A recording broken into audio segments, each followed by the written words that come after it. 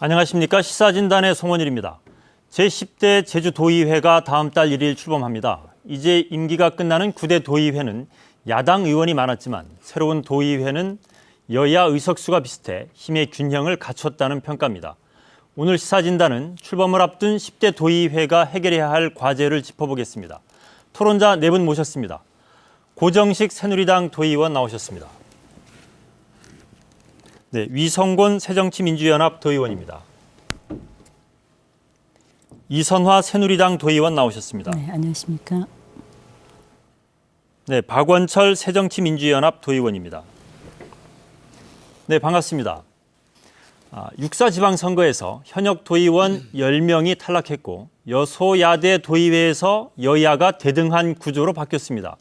본격적인 토론에 들어가기 전에 이번 도의원 선거 결과에 대해 간단하게 평가를 해보겠습니다. 먼저 고정식 의원부터 좀 말씀을 해주시죠. 예, 안녕하십니까. 이번에 일도이동 갑 선거구에서 새누리당 후보로 당선된 고정식입니다. 좀 전에 우리 사회자님이 얘기가 있듯이 지역구에서 이번에 선거를 치러서 당선된 29 지역구에서 당선된 의원님들이 나름대로 이번에 선거를 치르면서 많은 걸 느꼈다고 생각을 합니다.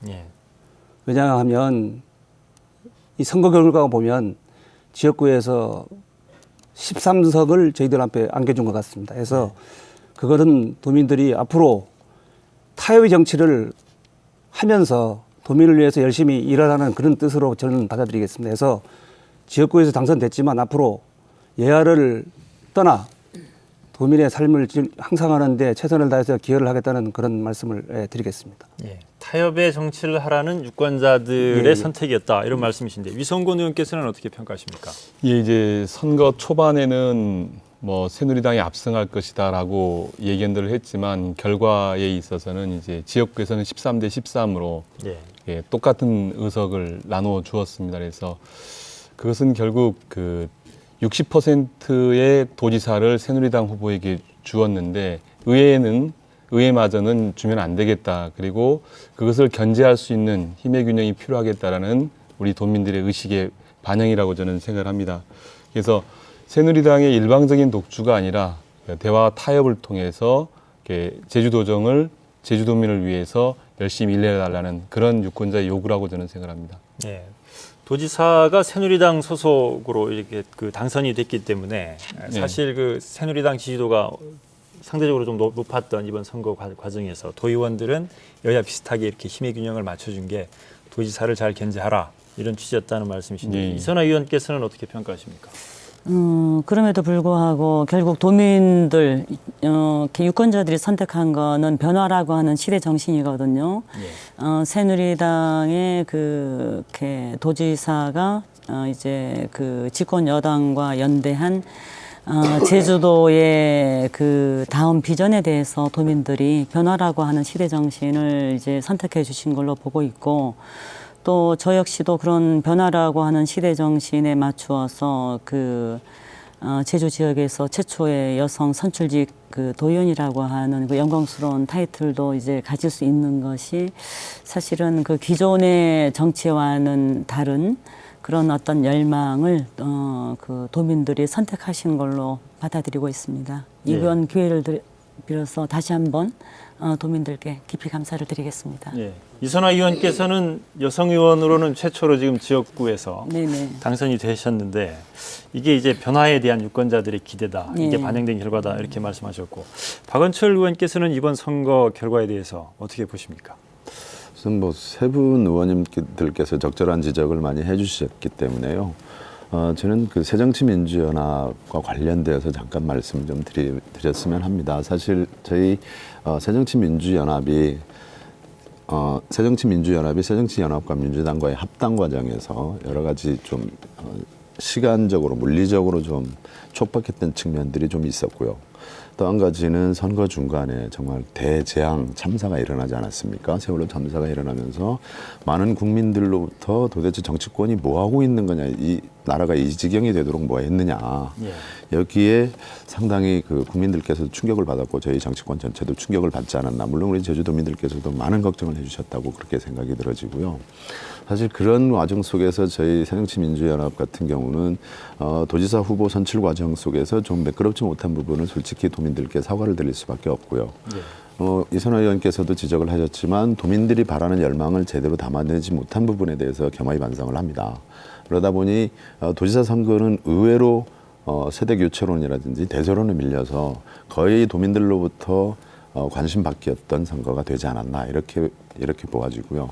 그러다 보니 이제 자연스럽게 그러면 도의회를 어떻게 가져갈 것인가가 도민들이 관심이 아니었나 그렇게 보아집니다. 그래서 도민들께서 앞으로 어느 특정 정파에 독식의 기회를 주지 않고 대화 타협으로서 정말 제주의 미래 비전에 대해서 고민하라. 예. 그리고 앞으로 도민들에게 좀 희망을 심어주거라 이런 뜻으로 저는 받아들이고 있습니다. 예. 예. 공통적으로 지금 도의원 선거 결과를 놓고 보면 여야가 어떤 힘의 대등한 구조로 이렇게 결과가 나왔는데 이게 그 대화 타협을 통해서 정말 새로운 정치 변화 이런 것들을 제주 사회에 좀 불러일으켜 보자 하는 유권자들의 선택이다 이런 말씀을 공통적으로 해주셨는데 이 원희룡 제주도지사 당선인이 그런 맥락에서 이 협치를 강조하고 그래서 새정치민주연합의 정책 인사에 대한 협의를 요청을 했지 않습니까? 근데 이제 새정치민주연합 쪽에서는 정책에 대한 연대는 가능하지만 인사는 그 도의회의 어떤 견제 이런 부분들 때문에라도 그거는 좀 곤란하다 이런 입장을 밝혔는데 왜 이런 결정을 하게 됐는지 궁금합니다. 위성근 의원께서 먼저 좀 말씀을 해주시죠. 예, 연정에 대한 제안은 이제 시대적 흐름이라고 저는 생각이 되집니다. 이제 리더십에 있어서 협력적 리더십이 중요한 시대에 있고 이제 과거에 이제 군사 정권 그리고 민주주의 이전에 이제 수직적인 문화에서 수평적인 문화로의 변화 이러한 것들이 결국 협치라는 것들을 강제하게끔 사회적 분위기가 조성되었다고 봐집니다. 그런 측면에서 이제 원희룡 당선자께서 연정을 제안했다고 생각을 하는데 저는 그 연정 제안에 있어서 연정 제안에 있어서 그 내용과 그리고 형식과 절차가 매우 중요한데 실제 그런 것들이 좀 생략되어져 있었다라고 생각이 되어집니다. 서로에게 이제 진정성을 가질 수 있는 절차가 필요했는데 상대당 후보에게 이제 인수연장을 개인적으로 제안을 하고 개인적으로 받아버리는 그런 것은 결국 이제 새정치민주연합이라는 연정의 파트너가 사라져버린 것이다라고 생각을 합니다. 이제 그런 절차가 잘못되어 있기 때문에 민주당에서 연정을 받기는 상당히 버겁고 어려운 것이다라고 생각합니다. 실제 이렇게 새정치민주연합 입장에서는 상당히 모욕적으로 그 문제를 바라보게 됐고, 그런 과정에서 연정 제안을 한 것은 좀 진정성에 문제가 있다 이렇게 판단했습니다. 그래서 그리고 지금 현재도 연정 제안이 되어 있는데 구체적으로 연정이라는 것은 정책을 제안하고 어떤 정책을 함께 할 것인지를 논의해야 되는데 그런 논의 자체가 없는 형편이거든요. 그래서 연정하자라고만 얘기되어 있지 물밑에서 서로 간의 연정을 어떻게 할 것인가 논의 자체가 안 되고 있는 상태에서 연정은 지금 연정이 제한돼 있긴 하지만 연정은 논의되고 있지 않은 상황이 있다. 저는 그렇게 보고 있고 그런 상황이 결국 우리 민주당에게 있어서 연정을 받기 어렵게 만드는 요인이라고 저는 생각합니다. 예, 두 가지를 지적해 주셨는데 일단 정책 협의를 제안하는 과정에서 형식과 절차의 문제를 지적해 주셨고 그리고 제안은 했지만 그 이후에 실질적인 정책 협의를 위한 추가적인 움직임이 없는 문제를 지적해 주셨는데 이선화 의원께서는 지금 새누리당 입장에서도 상당히 그 도지사 당선인이 야당하고 정책 협의, 연정 이런 부분에 대해서 진행을 하는 걸 지켜보시면서 어떻게 생각을 하고 있습니까? 우리가 사실은 그 당을 떠나서 그렇게 여야 모두가 그 가장 중요한 거는 제주도라고 하는 그렇게 제주도가 잘 되는 것이 저희들의 목표인 것이에요. 그리고 사실은 이러한 시도가 제주도에서는 이제 처음 있는 일입니다. 예. 그래서 아까 말씀하시기를 정책에 대한 거는 받아들일 수는 있지만 이제 인사는 어렵다라고 말씀을 하셨는데 사실은 인사라고 하는 그 작업 없이 정책이 없는 것이거든요. 그리고 개인적으로 하셨다는 그 말씀 역시 사실은 이러한 시도가 처음이다 보니 단추를 끼울 때 잘못된 부분이 덜어 있고 또 서툴 수도 있는 거예요. 하지만 그러한 과정은 지금 우리 제주도가 그동안 우리 정치적으로 그리고 도민들이 가장 오랫동안 참 가슴 아프고 수원이었던 거는 대한민국의 1%라고 하는 한계입니다. 행정에서는 기본적으로 사람 수를 가지고 이제 행정의 파일을 예산화하지 않습니까? 그리고 지금 19대의 국회의원 의석수도 보게 되면 지역구 의원은 이제 3명이어서 전체 의석수 300수에서는 또 1%인 거예요. 그렇다고 하게 되면 대한민국의 1%를 국제자유도시를 지향하고 1천만 관광객이 오고 이렇게 새로운 기회들이 밀려오고 있지만 이걸 어떻게 뛰어넘을 것인가에 대한 고민을 저는 현재 원희룡 도지사 당선자께서 협치라고 하는 키워드를 내걸고 그리고 첫 방법으로 연정을 선택하셨는데 지금 우리 이성곤 의원님께서 지적해 주신 부분은 분명히 맞습니다. 절차나 과정에 있어서 저희 쪽에서 분명 전 놓친 것이 있다고 봐요. 하지만 그럼에도 불구하고 우리가 앞으로 진정으로 모셔야 할 것은 어떠한 상대에 대한 당에 대한 존중을 바탕으로 제주도의 미래라고 한다면 그러한 것들은 앞으로 제도적으로 계산하고 보완하면서 풀면 제주도를 위한 아름다운 그림이 나오지 않겠나라고 저는 생각을 합니다. 예. 제도적으로 풀자는데 공감합니다. 예. 사실 지금 연정 제한 정책연대 이런 여러 가지 얘기를 많이 하고 계시잖아요. 예. 근데 저는 참 이렇게도 생각을 해봅니다. 원희룡 당선인이 개인적 구상이 아닌가. 이를테면 남경필 당선자와 자주 비교되고 있지 않습니까? 우리 원희룡 당선자께서 남경필 당선자는 협력적 거버넌스 문제를 선거 공약으로 가지고 간 거예요. 근데 우리 원희룡 당선자는 그런 부분이 생략됐었다는 거예요. 그러니까 뭔가 쫓긴다라는 느낌을 받을 수가 없는, 그렇게 느낌을 지울 수가 없는 것이고요. 지금 원희룡 당선자께서 세도정 준비위라든지 자문위를 메모드급으로 지금 구성을 하고 계세요. 예. 이렇게 계시고 거침없는 광폭 행보를 하고 있고 거침없이 하고 있다. 이런 부분들로부터 이런 부분들은 상당히 긍정적인 측면이 있다고 봅니다. 저도 도민들께 정말 뭔가 봉사의 자세로서 다가서는 모습들은 긍정적으로 바라보겠지만 사실 연정이라고 하는 것들은 좀 더 우리가 내용적으로 들여다봤을 때 과연 이게 제주도의 우리 지방자치단체의 전체적으로 기관 대립형 민주주의 제도를 채택하고 있지 않습니까? 연정의 파트는 저는 의회가 돼야 된다는 생각을 지울 수가 없어요. 예. 여기에다가 의회 본연의 임무는 비판과 견제와 감시를 하는 데 있는 것이고요. 그러면 연정을 지금 논한다기보다도 어떻게 보면 정책적으로 제주도의 미래 비전에 대해서 논의를 하는 게 먼저 순서가 아니겠는가 저는 그런 생각도 해봅니다. 이를테면 제주 특별자치 설치 특별법과 관련돼서 어떤 제도나 관행들을 같이 한번 풀어봅시다.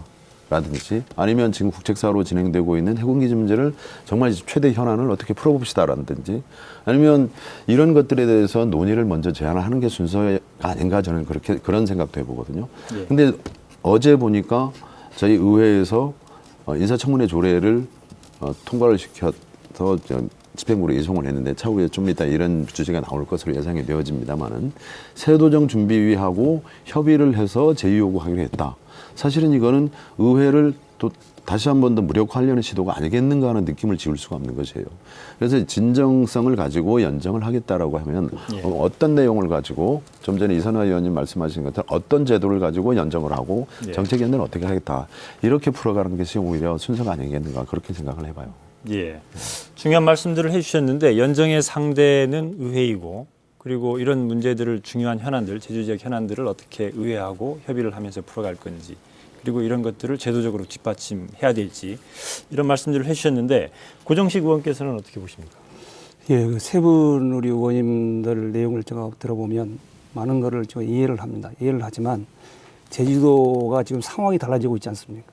무슨 말이냐면 지금까지 제주도 지사는 행정가 출신이 대부분이 다 했잖아요. 지금까지. 그런데 이번만큼은 제주도민들이 행정가 출신보다도 정치가를 선택한 거예요.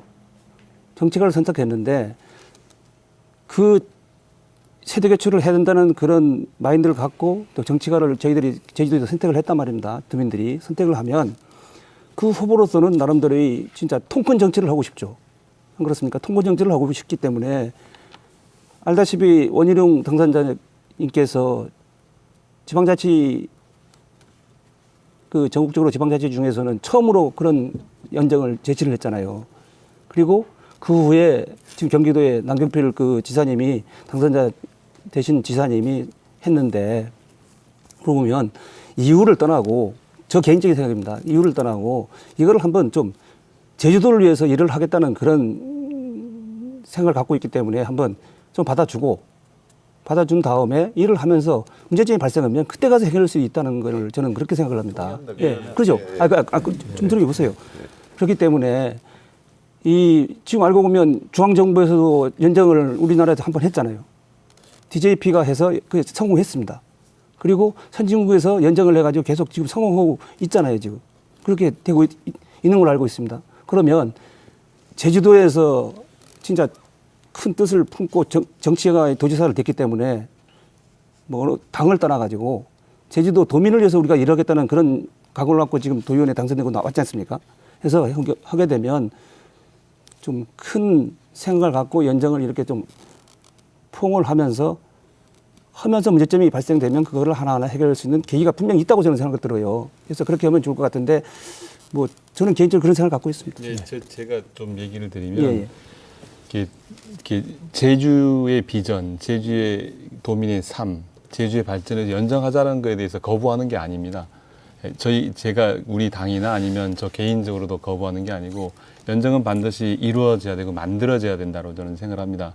그런데 그 연정의 절차와 과정에 지금 뭔가 문제가 있다라고 지적을 하는 거거든요. 결국 원희룡 당선자가 협치를 얘기했는데 협치를 영어로 번역하면 거버넌스더라고요. 거버넌스라는 얘기는 참여라는 얘기거든요. 결국 참여 행정을 하겠다라는 겁니다. 그러면 어떤 이유로 무엇 때문에 우리가 참여해야 되는지에 대해서 고민할 필요가 있다라는 거죠. 그냥 연정합시다 이런 게 아니라 구체적으로 박원순 의원님도 말씀하셨지만 뭐 해군기지든 아니면 우리 지역의 여러 가지 비전의 문제든 이런 걸 가지고 함께 합시다. 이렇게 그걸 가지고 함께해서 논의하고 정책을 결정하고 하는 과정이 중요한 거죠, 사실은. 그러니까 우리 이성훈 의원님이 그 얘기를 저도 이해합니다. 토론을 이게 결국은 연정이라는 것은 결국 결과가 문제가 아닙니다. 내가 생각한 결과와 상대방이 생각한 결과가 다른 결론에 있더라도 과정을 통해서 그 결과를 조정해내는 역할을 하는 것이 협치이고 연정이거든요. 근데 지금의 현재에서 보면 일방적으로 사실 그 독주 체제잖아요. 원희룡 당선자가 발표하고 언론에 발표해놓고 받을 거냐 안 받을 거냐 언론에 얘기하면 민주당에서는 회의에서 안 받는다 얘기하고 이렇게 되어서는 결국 연정이라는 자체가 불가능하다는 거죠. 틀이. 그 얘기를 하는 겁니다. 제가. 예, 맞습니다. 그거는 저도 동의를 합니다. 동의를 안 하지만 그런 이 절차에서 좀 문제점이 발생한 건 저도 압니다. 그렇지만 그런 거를 따지다 보면 전 일을 추진할 수가 없어요. 지금이라도 구체적인 안을 내놓으라는 거예요. 그렇죠. 뭘 가지고 연정할 건지. 근데 조금만요. 지금 저희들은 출발하는 단계에 있지 않습니까? 출발하는 단계에 있기 때문에 이거를 지금 완벽하게 안을 잡고 그런 일을 벌였으면 수용도 하고 굉장히 모양새도 좋을 것 같습니다. 하지만 실질적으로 이 시간이 도정이 출발하는 시간이 너무 짧다 보니까 당선자께서는 나름대로 이거를 큰 틀에 잡고 시작을 하고 하나하나 해결할 때는 그런 안을 갖고 좀 출발했다고 저는 개인적으로 그런 생각을 갖고 있습니다. 그래서 민주당에서는 새정치민주연합에서는 그런 거를 이런 여러 가지를 봐서 좀 그거를 보이콧할 수도 있습니다. 하지만 우리 제주도를 생각한다면 좀 전에 얘기했지만은 중앙정부에서도 분명 해서 성공한 사례도 있고 선진국에서 그렇게 하는 사례도 있고 또 지금까지 지방정치를 하면서 처음으로 제주도에서 한번 그렇게 당선자가 그렇게 안을 제시를 했지 않습니까? 그러면 우리가 도의원을 당선할 때 분명 지방 생활장치를 하겠다고 그래 저희들이 다짐을 했잖아요. 그럼 어느 것이 맞는 건지 일단은 시행을 하면서 견제와 감시를 분명 우리가 할 수 있는 권한이 있기 때문에 나중에도 충분히 할 수 있는 그런 계기가 있지 않은가 저는 개인적으로 그렇게 생각해서 그런 얘기를 한 거예요 지금. 예, 알겠습니다. 한 가지만 더 붙이면 지금 저기 얘기되고 있는 연정의 그 기본 정신은 그 거버넌스라고 하는 협치인 거예요. 아시겠지만 그 제주도가 지금까지는 그 행정관료 출신의 그 도지사 분들이 계속 연이어하면서 관주도의 그 행정이 된 거죠. 위에서 아래로. 하지만 이 협치의 기본 정신은 이제 바닥부터 이제 훑겠다라고 하는 부분 아닙니까? 그래서 아까 그 진정성에 대한 그 말씀을 잠깐 하셔서 그런데 저는 진정성에 대해서는 우리 도민들이 저는 인정하실 거라고 봐요. 왜냐하면 진정성 부분을 저희들도 인정합니다. 원희룡 당선자의 어떤 그 광복 행보를 하고 있는 것들. 광복 행보라기보다는 이제 제가 표현이 안 올렸다면 좀 그렇고요. 정말 거침없는 행보를 하고 계신 부분들에 대해서 과연 지금까지 어떤 관료 출신, 행정관 출신이 지사의 여러 가지 폐해들 정말 정치인이 제대로 일을 하는구나 하는 어떤 진정성 부분에 대해서 저희들도 인정을 하는 것이죠. 그래서 의원님께서도 말씀하셨다시피 지금 시간이 없다 이런 것들은 저는 좀 맞지 않고 제도적으로 이런 것들을 뒷받침해 놓으면 어떠냐는 것이죠. 그렇죠. 그리고 지금 아까 제가 인사청문회 조례를 얘기했지만 우리 뭐 의원님들께서 다 그렇지만 우리 업무보고나 행정사무감사 시에 우리 출자 출연기관장들 제왕적 도지사 이거 좀 견제하기 위해서 우리가 인사청문회 합시다 하면 좋습니다라고 대답을 했어요. 해서 지금 시행되지 못했었잖아요. 그래 놓고서는 지금 어제 바로 이거 인사청문회 조례 자체를 무력화시키는 시도가 일어났는데 이게 시기가 적절한 거예요. 9대2의 마감 시점, 또 물리적으로 부족한 시점에다가 새도장 준비하고 협의해서 제의요구했다. 이런 것들이 이게 진정성에 좀 문제가 있는 거 아니냐가 이렇게 우리의 시각을 보이는 거죠. 네, 일단 이 주제에 대해서는 이 정도로 정리하고 다음에 또 기회가 있으니까 계속 논의를 이어가겠습니다. 일단 뭐 절차상 좀 문제가 있지만 새로운 시도이기 때문에 한번 하면서 고칠 건 고치자.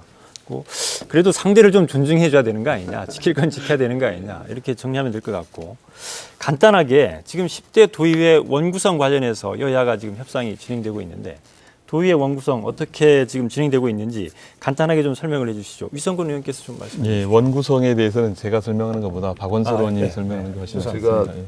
예. 협상 대표로 지금 참여하고 있습니까? 일당 대표, 일당 분들이 와 계신데 어쨌든 간단하게 말씀드리면요. 한 두 차례 공식적인 회동이 있었습니다. 예. 그 전에 개인적으로 의견들을 전달한 바는 있고요. 공식적으로는 두 번에 걸쳐서 어제는 공식적인 그 만남을 좀 가졌고요. 그래서 저희들이 오늘 언론에도 보도가 됐습니다만은 기존의 현재의 의석수대로 새누리당의 저희들보다 의석수가 많음을 인정을 하고요. 관련해서 여러 가지 좀 상임위 배분 문제라든지 여기선 추후 논의를 하자 이렇게 뭐 정리를 했다 이렇게 보시면 될 것 같습니다. 그러니까 의장은 새누리당이 우선 뭐 복수로 주고, 뭐 쉽게 얘기하면 그렇습니다. 그리고 상임위원장이 지금 6자리인데 3대 3이냐 4대 2냐. 관련돼서는 이거는 좀 그 여러 의원님들 간에도 논의가 필요한 부분이어서 충분히 새누리당 측에서도 저희 새정치민주연합의 어떤 여러 가지 문제점들을 이해한다. 그렇게 해서 최대한 긍정적으로 협의를 하기로 이렇게 합의를 하고 그렇게 했습니다. 새누리당 혹시 뭐 덧붙일 말씀 있습니까? 뭐 저희들을 보면 그 원구성은 원만하게 지금 이루어지고 있다는 그런 내용들을 저희들이 접하고 있습니다. 그리고 또 뭐 우리 사회자점이 있듯이 지금까지 제주도에 보면 도에서 보면 다수당이 전례적으로 다수당이 의장은 하는 거 지금까지 그렇게 되지 않습니까? 그래서 이번에는 새누리당에서 의장 가져오는 거는 다수당이 때문에 가져오는 거지 뭐 새누리당에서 새정치민주연합에서 양보해서 가져온 거 아니고 저희들이 한 석을 맡든 두 석을 맡든 일단 다수당이기 때문에 가져온 것 같습니다. 해서 뭐 지금 여야 대표가 협상 대표가 지금 선정돼 있기 때문에 원만하게 잘 이루어지는 걸로 좀 알고 있습니다. 알겠습니다. 이 정도로 정리하고 다음 주제로 넘어가겠습니다. 지금부터는 이 출범을 앞둔 새 도의회가 해결해야 할 과제들을 하나씩 짚어보겠습니다. 제주 사회에는 다양한 갈등 현안들이 많습니다. 도의회가 이런 사회 갈등을 중재하고 해결하기 위한 노력을 기울여야 하는데 현재 해군기지 갈등 그리고 중국 자본 투자 유치와 대규모 개발 이런 걸 둘러싼 사회 갈등들이 계속 이어지고 있습니다. 근데 구대 도의회에서 이런 제주 지역 사회의 갈등을 해결하는데 좀 미흡했던 게 아니냐 이런 지적도 있고 이런 그 평가를 토대로 해서 새로운 도의회에서는 어떻게 이런 사회 갈등을 풀 것인지 이런 방안들에 대해서 좀 논의를 해보겠습니다. 먼저 위성곤 의원께서 말씀을 예, 그 구대 도의에서는 나름대로 노력을 했다고 생각합니다.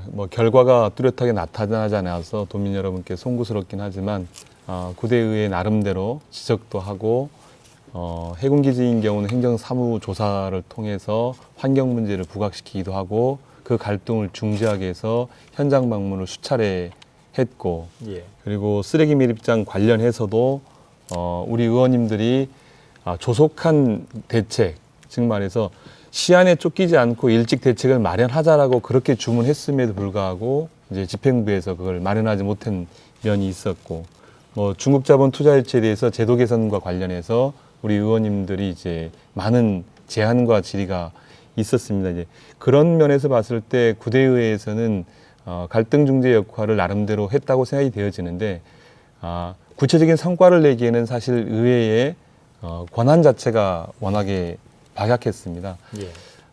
그리고 이제 또한 그 기술적인 갈등 중재에 있어서는 기술적인 문제가 필요한데 그 기술에 있어서 의회가 좀 준비하지 못한 면도 있는 것 같고요.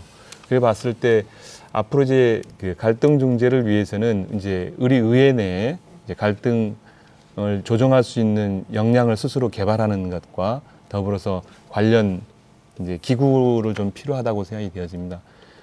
의회 내에 이제 갈등을 이렇게 전반적으로 관리해 줄 수 있는 이제 그러한 부서를 신설한다든가 이런 걸 통해서 일상적으로 갈등 관리가 가능하게끔 하는 게 좋겠다 이런 생각을 해봅니다.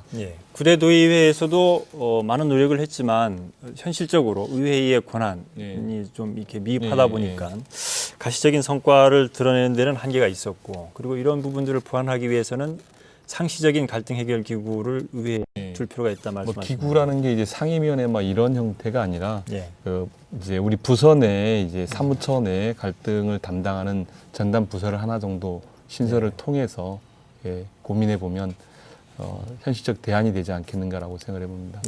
이선화 의원께서는 어떤 부관을 갖고 계십니까?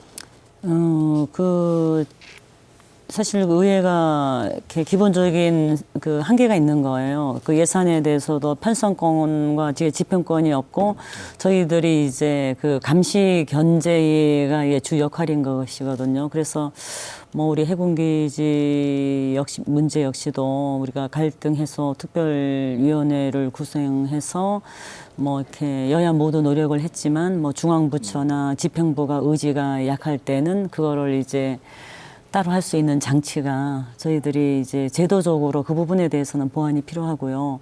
그리고 우리 의회는 그 직접적인 중재 갈등의 역할을 하는 것이 아니라 제도로서 법안으로서 이제 그 부분을 하는 것이 사실 의회의 본래 기능입니다. 그래서 우리가 이 부분에 대해서 이제 아까 우리 존경하는 우리 이성곤 의원님 말씀하신 것처럼 여야를 떠나서 제주도민이 서로의 그 각기 다른 입장 때문에 앞으로 계속 이러한 갈등들이 나오고 이런 갈등들이 결국은 더 큰 제주 그리고 하나가 되는 제주를 또 앞으로 계속 이제 그 걸림돌이 될 것이거든요.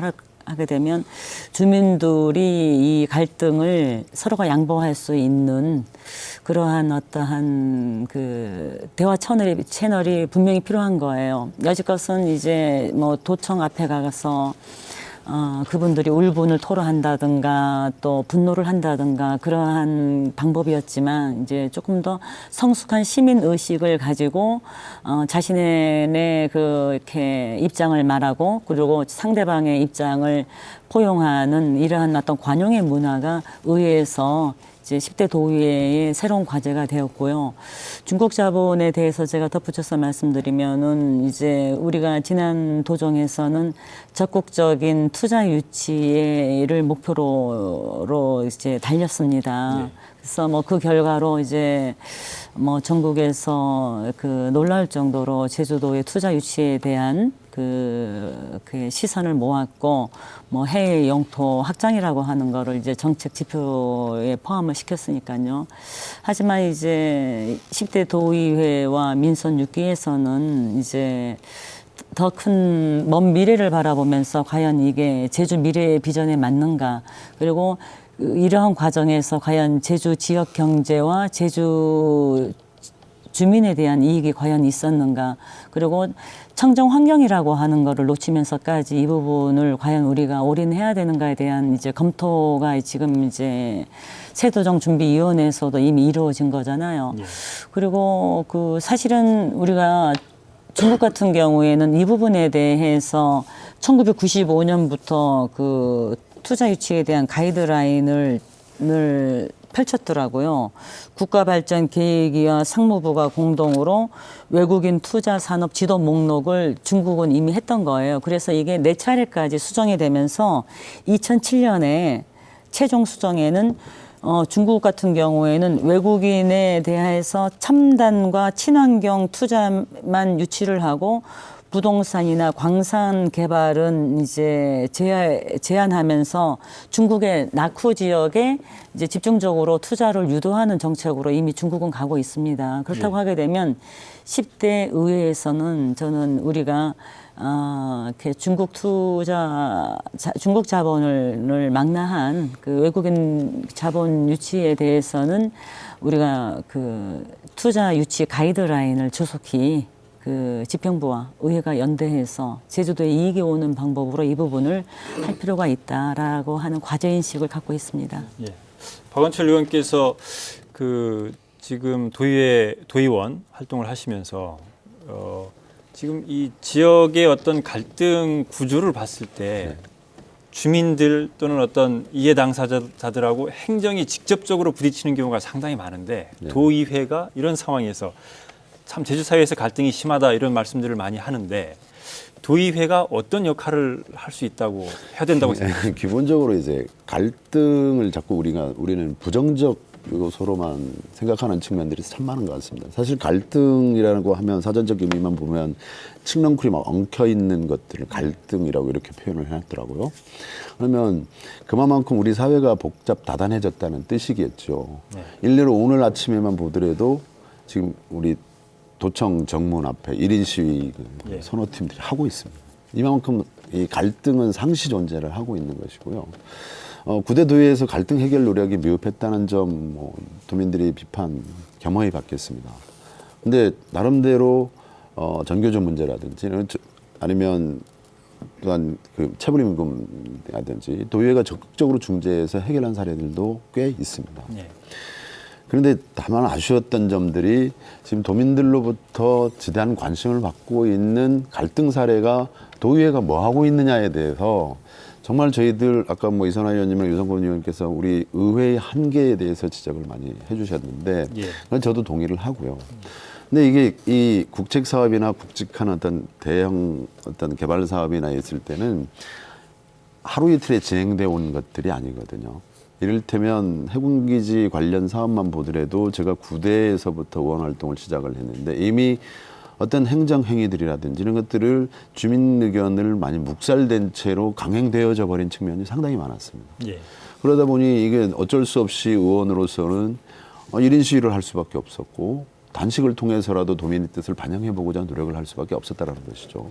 그래서 행정사무조사를 통해서 여러 가지 의견이 있었습니다만 끝까지 저 개인적으로 밝히려고 했던 부분들은 과연 그러면 이 국책사업이 정당하냐에 대해서 저는 밝히려고 무던히 노력을 했습니다. 그래서 시뮬레이션 검증 오류 문제는 정말 그 정부로부터 재검증 요구를 이끌어내면서 끝까지 갈등 해결을 노력하려고 나름대로 노력을 했습니다만은 많이 부족했다는 점을 인지할 수밖에 없고요. 뭐 중국 자본 문제는 우리 이선화 의원님께서 너무 많은 말씀을 해주셔서 그 정도로 차치하고요. 쓰레기 매립장 문제만 하더라도 사실은 의회에서 사실은 어떤 갈등이 일어날 때 큰 문제로 인해서 야기되는 게 아니더라고요. 아주 사소한 문제에서 출발을 해서 갈등이 일어나는데 그 초기에 지역 주민들과 아니면 그 지역의 어떤 시설물들에서 어떻게 하겠다라는 것들에 대해서 행정이 자꾸 숨기세요. 예. 그러면 의회를 통해서 이게 밝혀지면 그때부터 불신이 싹 트는 거더라고. 그런 게 적극적인 행정을 펼쳐주지 못한 아쉬움들. 또한 우리 의회가 지속적으로 의회의 권한 강화나 이런 부분들에 대해서 요구를 함에도 불구하고 이것들은 전혀 제도 개선 과정에 반영되어 주지 않은 부분들. 여러 가지 복합적으로 작용되지 않았나 보고요. 어쨌든 이번 10대위에서는 그런 것들을 좀 반면 교사로 삼아서 좀 더 힘을 모아서 도민사회 갈등을 최소화할 수 있도록 노력해야 되겠다. 이런 말씀밖에 드릴 말씀이 없네요. 그 세 분 얘기 중에 공통적으로 도의회의 권한이 약하다. 힘이 약하다 이런 말씀들을 공통적으로 하고 계신데 어떻습니까? 이게 어떤 점이 지금 약한 건지 사실 주민들 입장에서 보면 도의원, 도의회 그러면 나름대로 권한도 있는 것 같고 도정을 어느 정도 또 견제를 해야 되는 이런 그 역할도 떠맡고 있는데 힘이 약하다, 권한이 없다 이런 말씀들을 하시는데 구체적으로 어떤 점이 그렇게 좀 약하다고 생각을 하고 계신 건지. 예, 제가 말씀드리겠습니다. 예, 실질적으로 지금 갈등과 중재 해결에 굉장히 미흡했다는 그런 질책에 대해서는 저희들이 진짜 검의 수용을 하겠습니다. 하지만 우리 아까 사회자님이 얘기했듯이 저희들이 권한이 있는데 왜 그걸 못하냐. 이제 저희들한테 그렇게 할 수도 있을 겁니다. 하지만 저희들이 직접 의원을 하면서 느낀 것이 뭐냐 하면 모든 권한이 집행부 쪽으로 지금 다 됐거든요. 특별자치구가 되면서 중앙부처의 권한은 전부 집행부의 권한을 지금 도지사한테 지금 권한을 이양을 하는 겁니다. 그럼 그거에 맞게 법도 우리 의회를 강화시킬 수 있는 제주도만이라도 의회를 강화시킬 수 있는 그런 법을 좀 과제 제도 개선 과제에 좀 세부를 해서 강화시켜줘야 되는데 저희들이 지난번에 우리 9대 후반기 의장 박희수 의장님이 부르짖던 도의회 인사권을 부르짖었어요. 그러면 우리 도민 사회에서는 의원들 밥그릇 챙기려는 거 아니냐. 그렇게 지금 많이 여론이 들었지 않습니까? 제가 이 자리에서 들어서 좀 얘기를 하면 인사권을 보장해달라는 이유는 뭐냐면 도에 있는 공무원만이라도 의장이 인사권을 가져야 우리 의원님들 일하는데 그분들이 많이 협조를 할 거 아닙니까? 그래야 이 지역의 모든 현안 사항들이 일어나면 그 도의 공무원들하고 저희들하고 이렇게 의논을 하면서 그거를 해결할 수 있는 방법이 모색이 되는데 예를 들어서 도지사는 행정 전문가면서 국장, 실국장 수많은 공무원들이 뒤에서 서포트를 하고 있지 않습니까? 하지만 저희들은 의원들은 진짜 실질적으로 그런 것이 전혀 전무하거든요. 그나마 제주도에는 지금 특별제도가 되면서 그 정책 전문위원이 지금 몇 분이 계십니다. 뭐 세 분에 한 분, 두 분에 한 분 지금 그렇게 되어 있는데 실질적으로 저희들이 의회에 와서 보면 이런 것들을 좀 강화를 시켜줘야만이 앞으로 집행부도 견제하고 안 되는 거는 저희들이 과감하게 그거를 견제할 수 있는 능력이 생긴다. 그리고 특히 또 이 자리에 우리 이선화 의원님이 계시지만 지난번에 서귀포의 그 카사델 아구와 그 관계를 이선화 의원님이 진짜 심사숙고해서 그걸 지키려고 노력했어요. 그래서 그거를 법리적인 해석만 따지면서 그거를 밀어붙였거든요. 그러면서 밀어붙여서 결과가 그렇게 나왔는데 그거를 철거를 하면서 무슨 그 집행부에서는 얘기를 했냐면 이거를 철거하는 대신 나중에 이거에 상응하는 거를 만들어내겠다는 거를 조건을 붙이고 했지 않습니까? 그런데 그것이 지금 집행부가 얻어졌잖아요, 지금. 그러면 그런 것만 보더라도 우리 의회에서는 이렇게 부르짖어봐야 집행부가 하겠다면 집행부를 하는 겁니다. 그래서 이런 거를 좀 도의회 말로만 견제 이런 너네가 똑바로 해야 될 거 아니냐 하지만은 법적인 제도적인 그런 강화가 없기 때문에 저희들은 진짜 가서 열심히 합니다. 어느 누구를 막라고 열심히 합니다. 하지만 집행부에서 하겠다면 그거를 막을 수 있는 제도적 장치가 없다 이거예요 지금. 그래서 이런 문제들이 항상 발전되고 있기 때문에 실제로 저는 개인적으로 이런 자리에서 진짜 이런 거를 한번 우리 도민 사회에서도 도민들 앞에 좀 한번 얘기를 해야겠다는 그런 생각을 갖고 지금 와서 얘기를 하는데 진짜 이런 제도적인 강화가 돼야만이 특별자치도가 완성하는데 좀 기회가 될 수 있고 또 제왕적인 도지사님의 좀 저희들이 견제를 할 수 있는 것이 장치가 돼야 된다. 예, 알겠습니다. 그래서 그거를 좀 그렇게 좀 얘기하고 싶습니다. 예, 자연스럽게 다음 주제로 넘어가 보겠습니다. 지금 막강한 이 도지사의 권한을 어떻게 견제할 것이냐, 요 주제를 가지고 계속해서 좀 토론을 해보겠는데, 이 고정식 의원께서 말씀하셨지만 특별자치도가 되면서 이 권한 이양의 비대칭, 집행부로는 엄청난 그 권한들이 계속 이양이 되고 있는데 도의회는 당연히 이 도지사를 도정을 견제를 해야 되는 위치에 있는데도 불구하고 이런 부분들은 상당히 더디고 그래서 이 권한 이양의 비대칭 문제 때문에 도지사의 권한을 견제하는 데 상당히 좀 어려움이 있다 이런 말씀들이신데 이게 구체적으로 좀 더 논의를 진전시키기 위해서 어떤 문제가 있고 또 어떤 해결책이 있을 수 있는지 말씀을 좀 해주시죠. 예. 이제 도지사의 이제 권한을 견제할 수 있는 기구가 의회라는 기구가 있고 감사위원회라는 기구가 있습니다. 크게 보면. 예. 그리고 이제 뭐 시민사회단체와 언론 예. 이렇게 나누어 볼 수 있겠죠. 그 중에 이제 감사위원회는 실질적으로 이렇게 독립성을 얘기하고 있지만 독립적이지 못한 형태를 취하고 있고요. 예. 그리고 도지사 산하에 감사위원회가 있기 때문에 도지사를 견제하는 데 한계가 분명하고요. 또한 의회 또한 41분의 의원님이 계시지만 그리고 정책자문위원이 6개 상임위원별로 3명씩 해서 계시지만 이제 도는 권력이 이제 이렇게 공무원이 5,000명인 조직으로 거대하게 바뀌었단 말입니다. 예. 근데 실제 그 의회 인력은 과거에 이제 4개 시군 도의 인력보다 줄어들었습니다. 결국은 저쪽은 권한이 매우 커지고 매우 인원이 늘어났는데 우리 쪽은 부족하게 되어진 거죠. 거기서부터 저는 발생을 한다고 생각을 합니다. 그러면 의회의 기능과 그리고 감사위원회의 기능을 좀 더 올려내야 되는데 어떻게 올려낼 것인가? 그건 아까 고종식 의원님께서 말씀하셨듯이 인사권을 독립시켜주는 것이 가장 첫 번째 요인이라고 생각을 합니다. 두 번째로는 필요한 또 행정 기구를 좀 설치해야 된다고 봅니다. 우리 의회 내에는 지금 사무처만 있는데요. 정책예산조사처라는 것들을 두어서 일상적인 행정행위에 대해서 감시체계를 가동해야 된다고 봅니다. 근데 제주도의회가 이제 130일의 회기로 진행이 되고 있는데 그러다 보니까 일상적인 도정에 대한 예산 사용이라든가 그리고 행정 집행에 대한 감시체가 이루어지고 있지 못하거든요. 네. 더군다나 이제 행정시인 경우는 아예 이제 빠져 있는 형편에 포함돼 있죠. 그러다 보니까 결국은 이제 도지사의 막강한 권한을 견제할 수 있는 의회가 되지 못하는 거죠. 그래서 제가 봤을 때는 그러한 이제 인사권을 독립시키는 문제와 두 번째로 정책예산조사처 그리고 또 하나는 이제 정책자문위원 제도를 좀 더 확대해서 하는 방안 예. 이런 것들을 통해서 구체적으로 견제와 감시 기능을 높여내야 될 것이다라고 생각이 되어지고요. 또한 이제 언론과 시민사회단체 부분은 상당히 열악하고 언론도 열악합니다. 사실은 언론의 비판 기능과 시민사회단체의 비판 기능을 끌어놓을 수 있는 제도적인 장치 또한 함께 논의돼야 된다고 저는 생각을 합니다. 예. 뭐 여러 가지 그 대안들에 대해서 설명을 해주셨는데 이선화 의원께서는 어떤 그 대안이 있을 수 있다고 보십니까?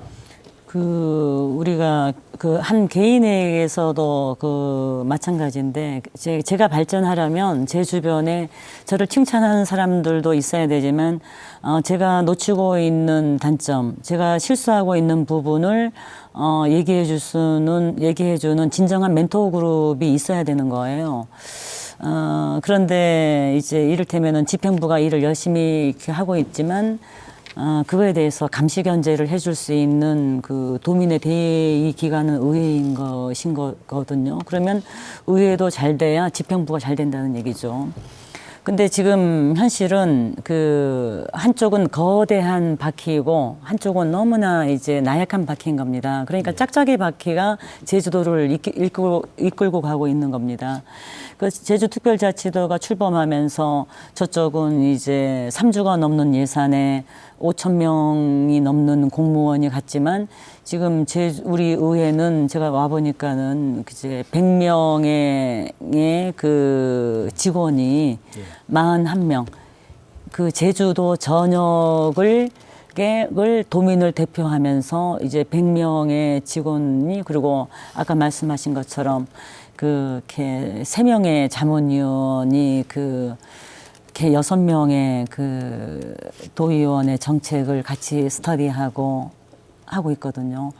결국 사실은 그 도민 여러분들께서는 아직도 부족하다고 저희들을 나무라시겠지만 41분의 그 도의원 개개인의 열정과 그 헌신이 사실은 그나마 지금까지의 견제를 이루어 왔다고 저는 보고 있고요.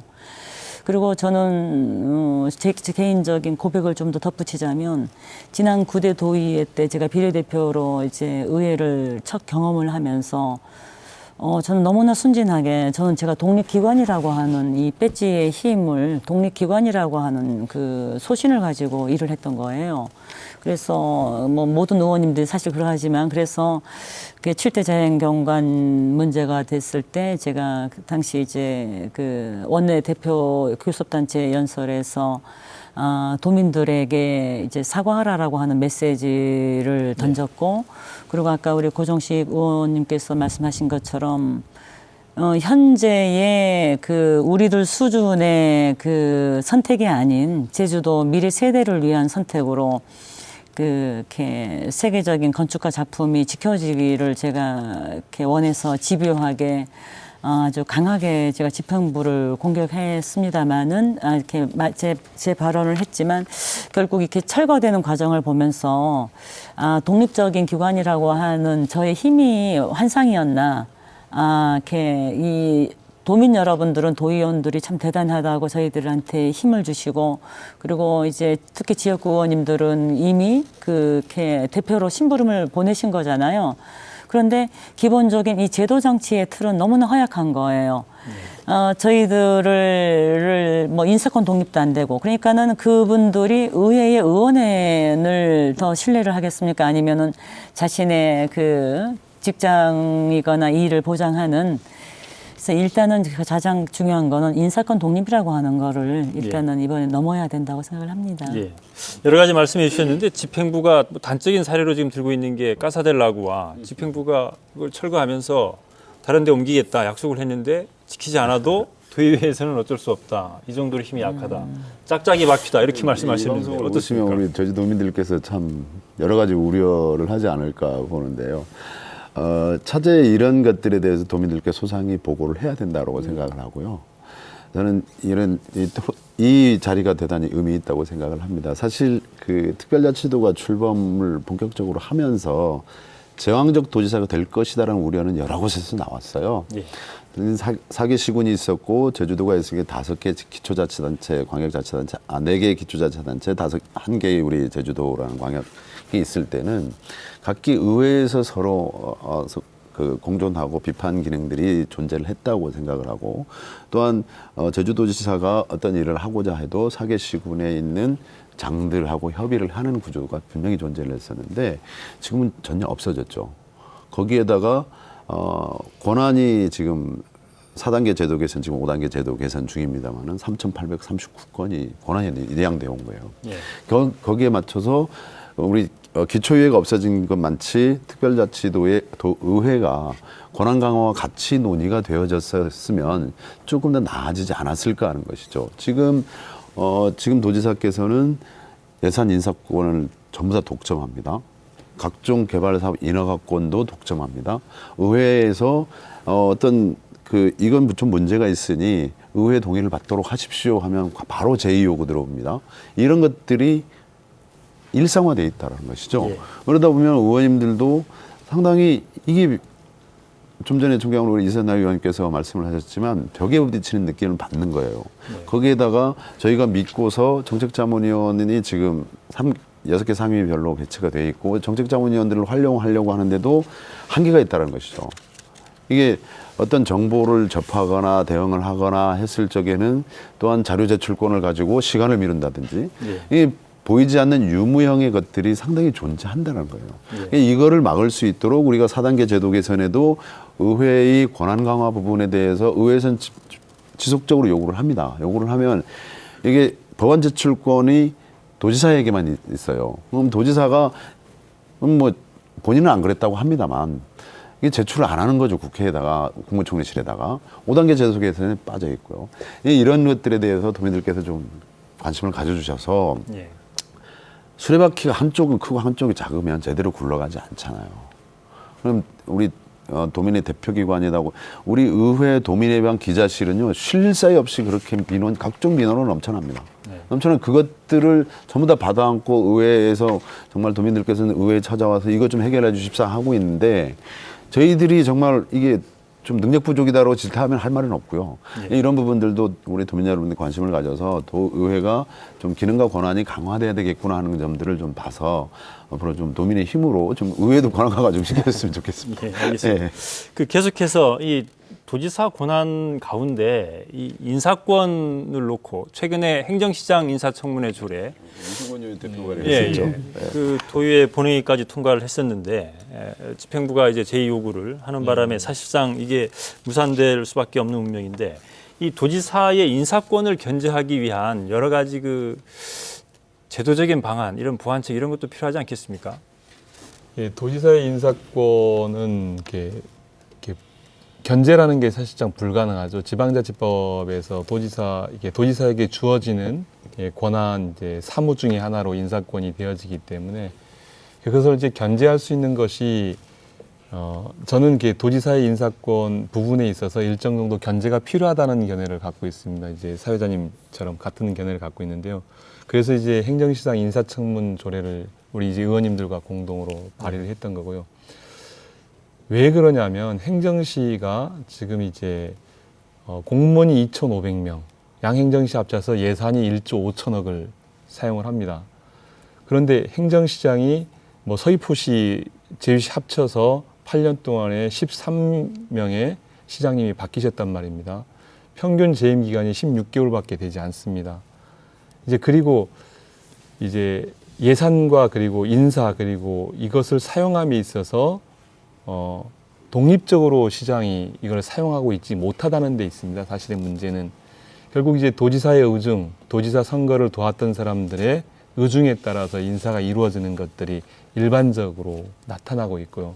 이제 그렇기 때문에 제가 이제 행정시장 인사청문 조례를 제안을 했던 거고 8년 동안 의정활동을 하면서 행정시장이 너무나 중요한 자리인데 아무도 관심을 갖지 않고 그냥 내버리고 있어서 사실은 이제 그런 것 때문에 행정시장을 내버렸기 때문에 그 시민들의 삶은 피폐해지고 시민의 삶은 불편해진 게 아닌가라는 생각을 해봅니다.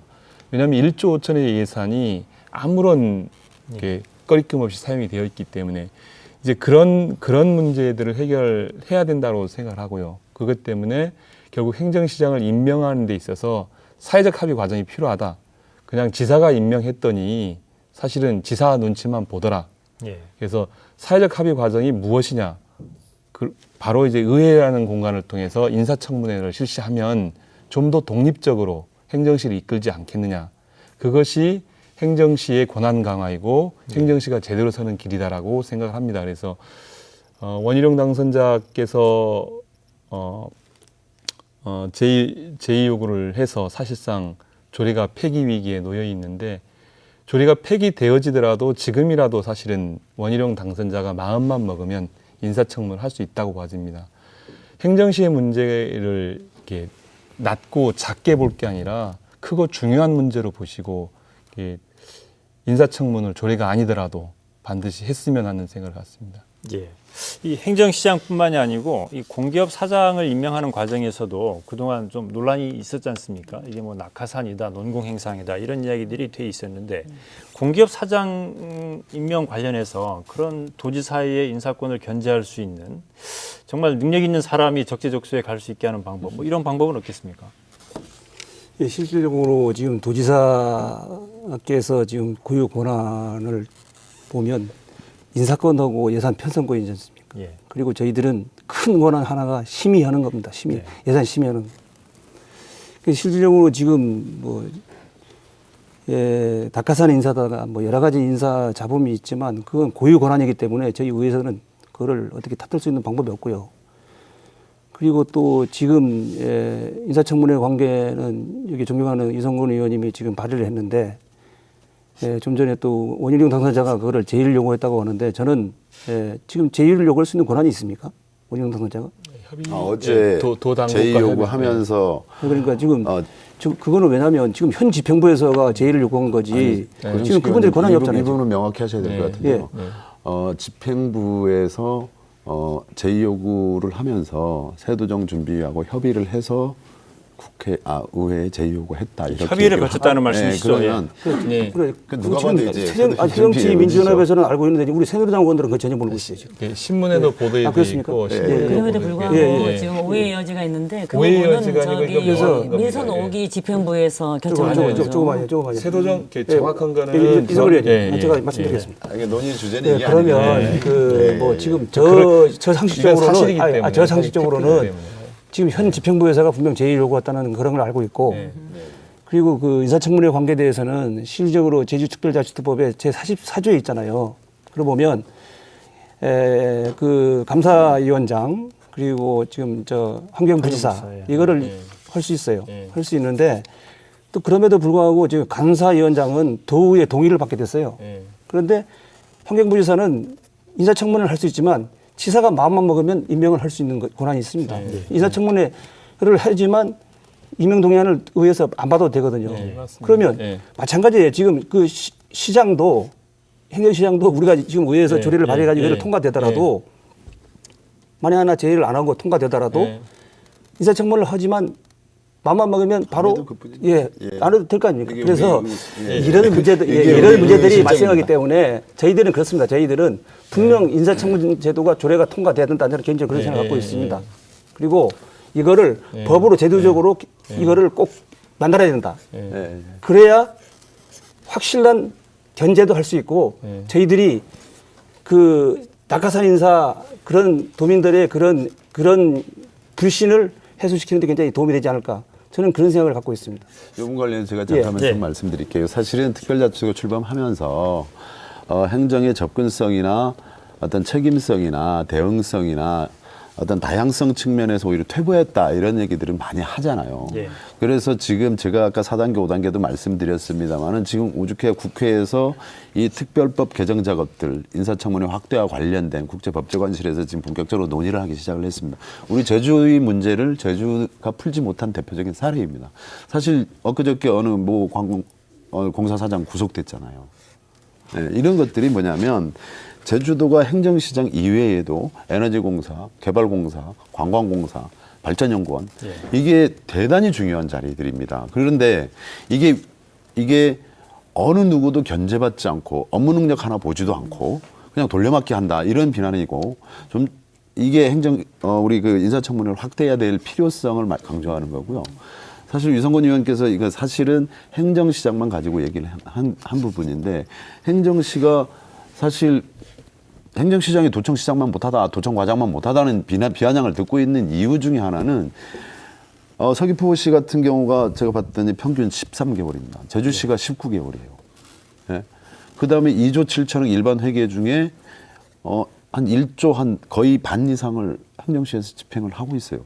이거에 대해서 누구도 견제를 받지 않는 행정시장에 가서 자기가 가서 소신껏 일도 못 해보고 이게 사실 보면 어떻게 보면 도정의 눈치나 보는 그렇게 전락되어서는 행정시 무용론이 나오는 게 당연할 수밖에 없어요. 그러면 행정시가 직접 주민들을 대응하기에 좀 더 대응성을 빨리 하고 읍면동을 강화시키기 위해서는 행정시가 그 기능을 해야 되는데 이것들에 대해서 못한다.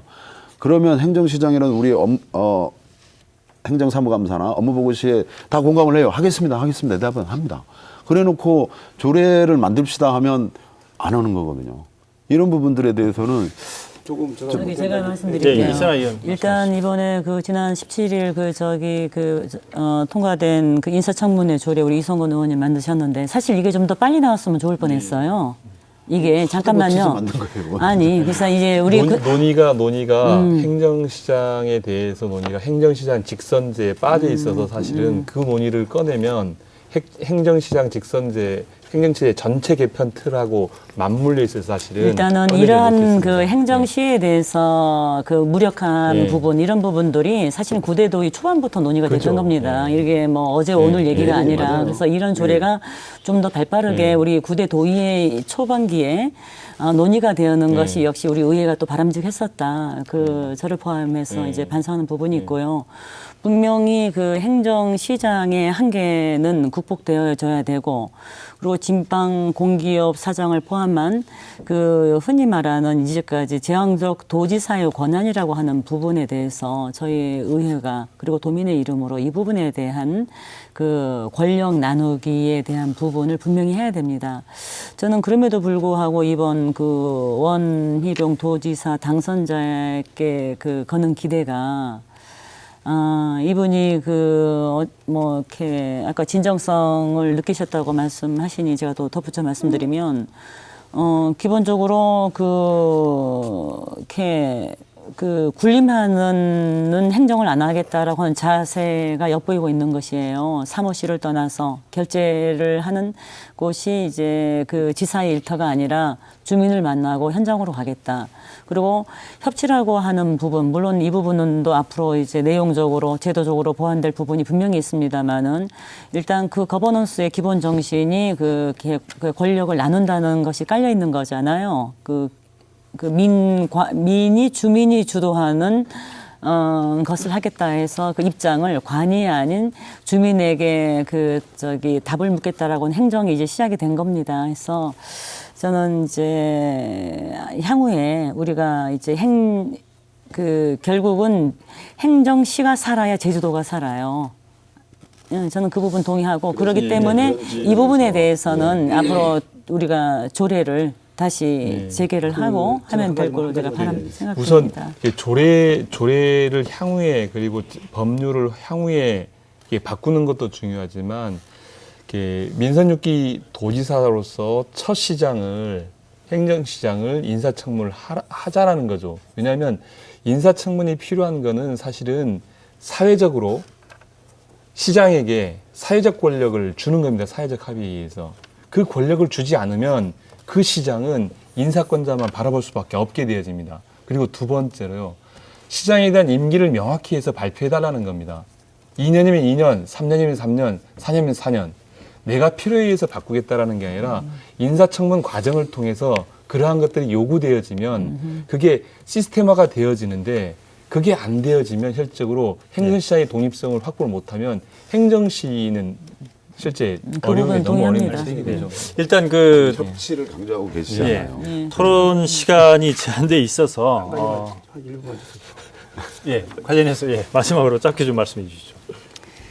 저는 그 인사청문회 관계에 대해서 우리 이성건 의원이 발의한 내용을 전적으로 동의를 합니다. 그럼 이거를 하나 보면 크게 보면 한 가지거든요. 지금 한 가지를 놓고 우리가 지금 이렇게 오는 거예요. 그러면 지금 제도 개선 과제 지금 그거에 지금 그런 내용들을 집어넣어야 되는데 제도 개선 과제에 집어넣는 분들은 집행부 공무원들이 집어넣습니다. 그분들이 조금 불리한 것들은 전혀 안 집어넣거든요. 지금 그러면 저 사회자님께 진짜 하나 안을 제시를 하겠어요.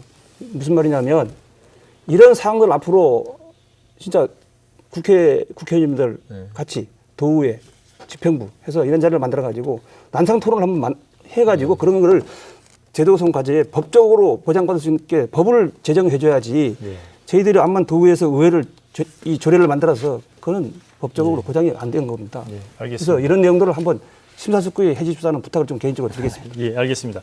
토론 시간이 제한돼 있어서 마지막으로 지금 그 도의회의 권한 중에 하나가 예산을 심의하는 그런 권한을 갖고 있는데 그동안 뭐 선심성 예산이다 아니면 도의원 개인의 뭐 지역구 챙기기다 이런 게 간혹 이렇게 나오지 않습니까? 지적되고 있는데 마지막으로 짧게 예산 심의 기능을 어떻게 좀 바꿔야 되는지 예산 심의 과정에서 도의회가 어떻게 달라져야 되는지 좀 말씀하시면서 오늘 토론 정리하겠습니다.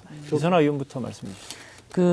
예산을 뭐 지역구 챙기기다 이런 말씀도 있지만 그게 그 참 우리가 그 심의를 하는 거잖아요. 편성권이 없고. 근데 이게 양날의 칼과 같은 거예요.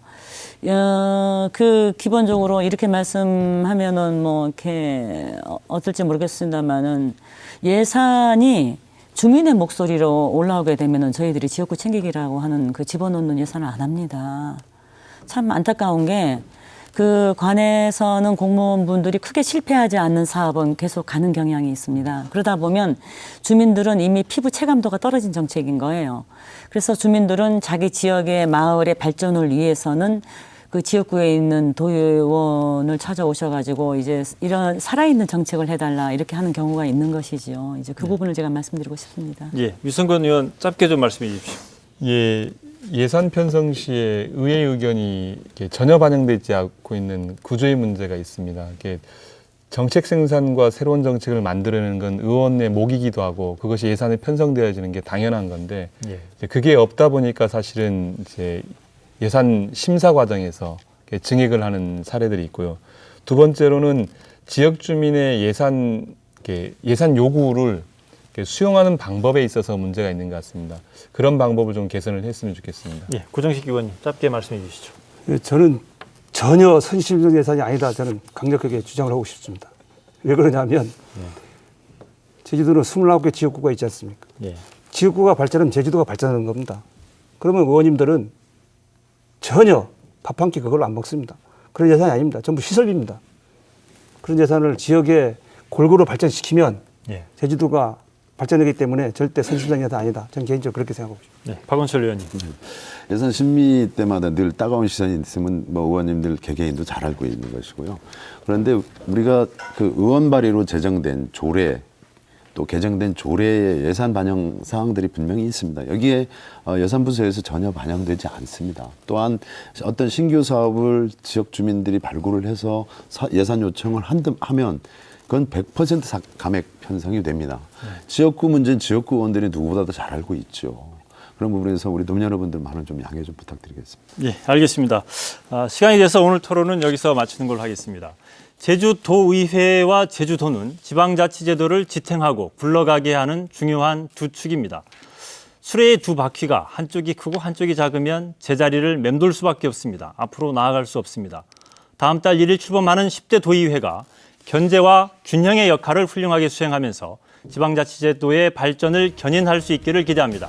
오늘 토론 마치겠습니다. 함께해 주신 시청자 여러분 고맙습니다. 안녕히 계십시오.